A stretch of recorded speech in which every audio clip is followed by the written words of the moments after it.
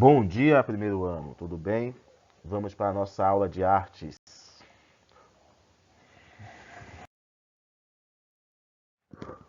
Ontem passei uma pesquisa na aula de língua portuguesa, poucos alunos fizeram, hein? Novamente, quase ninguém assiste aula, faz só atividade do site, então fica sem saber que teve pesquisa valendo ponto, hein? Não quero choradeira de processual. Hoje, aula de artes, quinhentismo no Brasil, página 62 no módulo de vocês.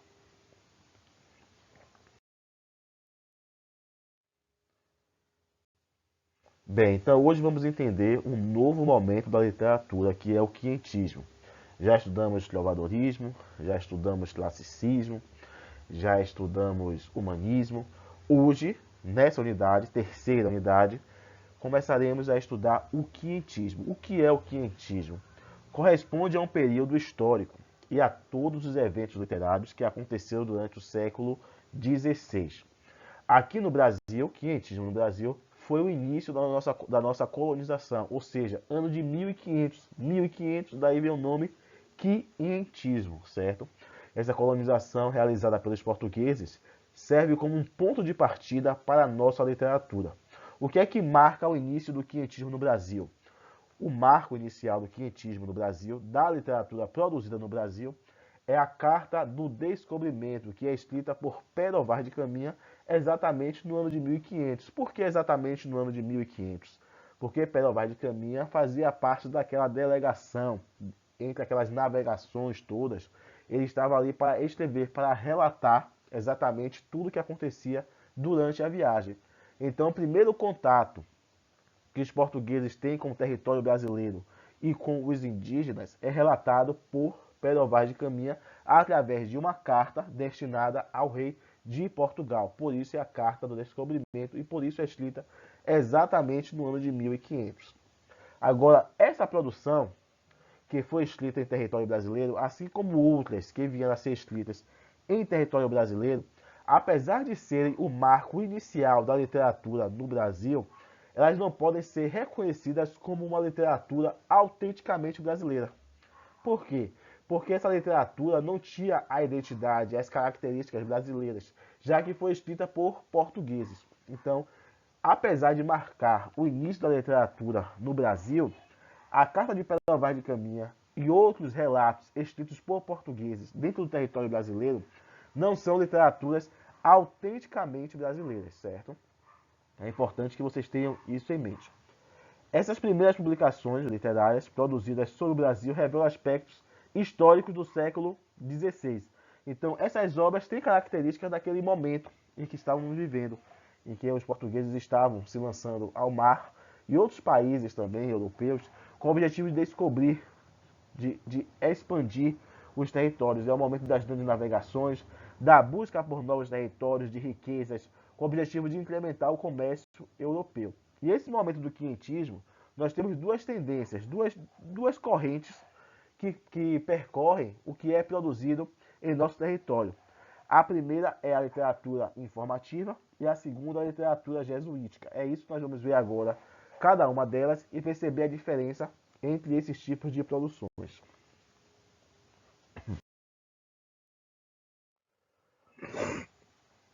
Então, o que era a literatura informativa? Ela também pode ser chamada de literatura dos cronistas ou dos viajantes. São textos informativos que eram predominantemente descritivos e mostravam o interesse especial pela terra, assim e também pelas possibilidades de riqueza, além de revelarem curiosidades sobre indígenas que aqui habitavam. Então, a Carta de Pero Vaz de Caminha é uma literatura informativa. Por que uma literatura informativa, professor? Porque o objetivo ali é descrever os aspectos da terra, da região, a proporção do ambiente, as características das pessoas que ali habitavam, se tinha algum tipo de riqueza exposta, qual é o tipo de vegetação, tudo isso que ele escrevia, que ele relatou através da sua carta, demonstra um valor informativo. Por isso é uma literatura informativa, uma literatura de informação. Revela também curiosidades sobre os indígenas que ali habitavam. Então, tudo isso é importante, mostrar se era um povo guerreiro, se eles iam ter dificuldades ali, se era um lugar próprio para o plantio. Tudo isso é relatado através desse tipo de carta que era enviada principalmente para o rei de Portugal. Algumas não eram divulgadas porque eram direcionadas somente a ele, foram divulgadas muitos anos depois, com o objetivo realmente de apresentar os aspectos dessa nova terra, dessa terra recém-descoberta, certo? Os nativos chamavam muito a atenção dos portugueses, principalmente pelos hábitos e pelo idioma. Então é outro momento de relato importante dentro da literatura informativa, é justamente a caracterização dos indígenas. Então muitos aspectos que depois vieram a ser estudados, que vieram a ser implementados em outros tipos de publicações, tem como base justamente esse primeiro contato. Esse primeiro contato serviu muito de valor histórico até mesmo nos dias de hoje.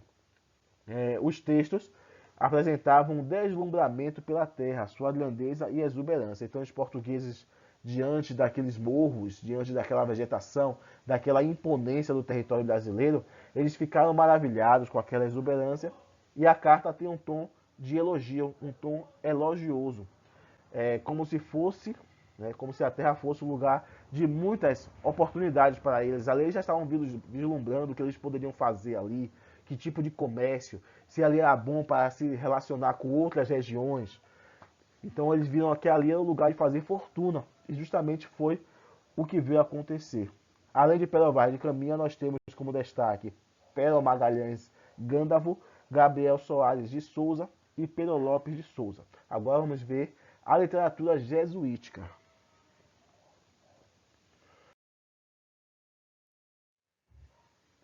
Enquanto a literatura de informação tinha um valor informativo, histórico, descritivo, a jesuítica já tem um tom religioso. Isso porque chegaram um pouco mais tarde, já em 1545, os jesuítas. Esses religiosos chegaram junto com o governador-geral Tomé de Souza, que foi o primeiro governador-geral. Qual era o objetivo deles aqui no nosso território? Era justamente catequizar os povos indígenas. Então aqui nós temos um pouco daquela violação cultural. Eles vêm com uma religião, com uma cultura europeia, e impõem aquilo aos indígenas como um padrão a ser seguido. E qual é o instrumento que eles utilizavam para isso? Eles utilizavam poemas e também algumas peças teatrais. As peças teatrais ganharam um tom muito forte justamente pela questão do idioma. Então a linguagem era diferente, né? Os indígenas tinham diversas linguagens, diversos idiomas, e os portugueses não conseguiram logo ter algum tipo de contato. Então, através das peças teatrais, transmitia um ensinamento religioso que eles gostariam. Os textos que eles usavam tinham recursos literários, mas o objetivo maior era doutrinar, apresentar as doutrinas do cristianismo para os indígenas, sem respeitar nenhum tipo de costume, tradição e religião já existente, e também educar os indígenas nos princípios cristãos. Podemos dizer assim que essa literatura jesuítica não tinha objetivo literário, não era propriamente a literatura, e sim algo pedagógico, algo com o objetivo de ensinar, de instruir os indígenas. Então aqui nós temos aquela violação cultural sofrida pelos povos indígenas. Entre os jesuítas, nós podemos destacar José de Anchieta e Manuel da Nóbrega, são os mais importantes, tanto que Anchieta é considerado o precursor do teatro brasileiro, porque foi o primeiro, as primeiras peças teatrais apresentadas em território brasileiro foi justamente através dos jesuítas, principalmente por José de Anchieta.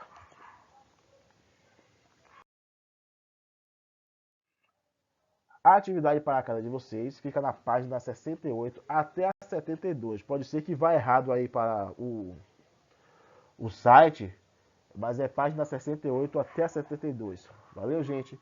Tchau, tchau. Até amanhã com redação.